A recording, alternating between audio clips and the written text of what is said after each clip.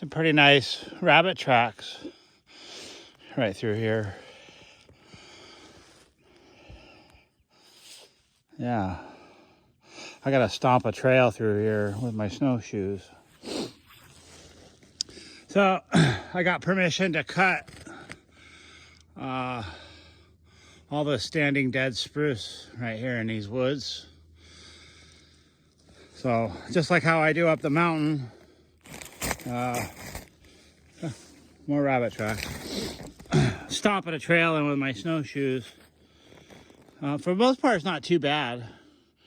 You know, I'm not sinking too far. We got about an inch and a half of crust on top, and then it's a little bit powdery underneath. Back there, it's my snow machine right there.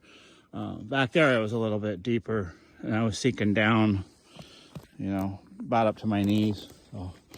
So what I'll do is, what I do is I'll stomp a trail, and I'll just kind of pick the trees, you know, and I'll make sure that however my trail goes, I can have some kind of a loop, you know, so I can get back out and make sure everything's good for that long snow machine. And then I'm going to pull a jet sled behind it and load the wood on that. So we now officially have enough snow to where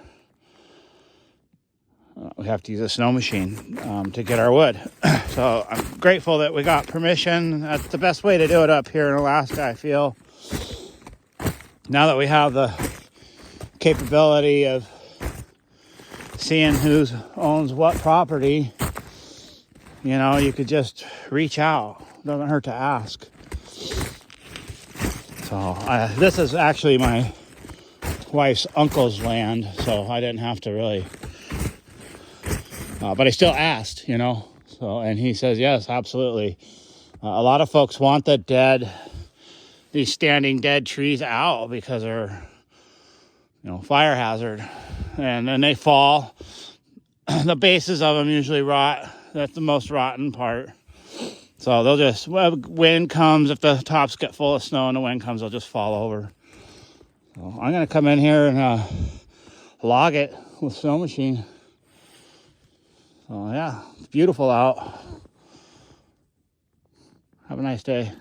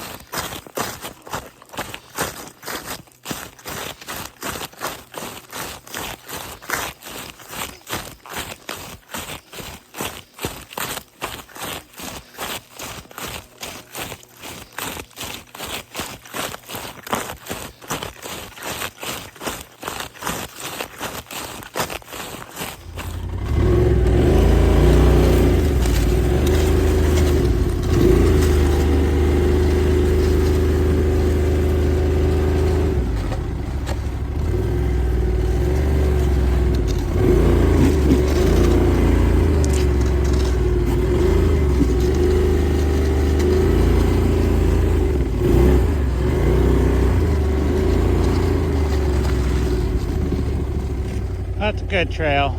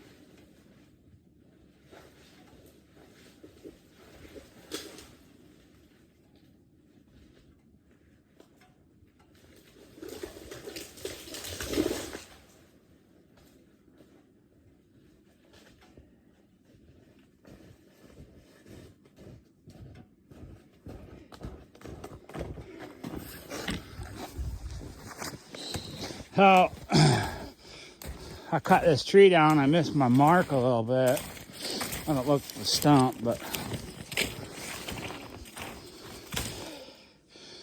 yeah. I got rid of too much wood on this side.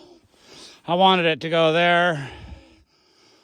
It put me there. So I got hung up. And got to do that. You know, it's real dangerous. You can see what happened here. This is the first one. It had a bunch of weight, so it split out on me like a barber chair. I don't recommend cutting those like that, but that's how I do it. So yeah, I sectioned it. Boom, it dropped. Section it, drop. Section it, it dropped. And I, you know, once it gets down or, you know, a little bit lighter, sometimes I can either get my shoulder under it and pick it up and pull it that way. And then it pulls the top out. In this case, it was barely hung up there. So all I had to do was get it to where I could yank on it by hand. And now it's laying down. I can load it up, cut it up and load it up. I got some small ones. I actually like these because we don't have to split them. Already in the sled. I took a little tree right there. I got a few trees to get back in here, you know. It's gonna be good for us for heating our house. So if you notice, I'm using a different saw. I'm using a little Husqvarna 440. It's got a little 18-inch. Another one of them single nut, you know. It's a good little saw. It rips. It does not like to get buried in the big wood. So, and I think that's just because of the chain. The chain's different than the steel.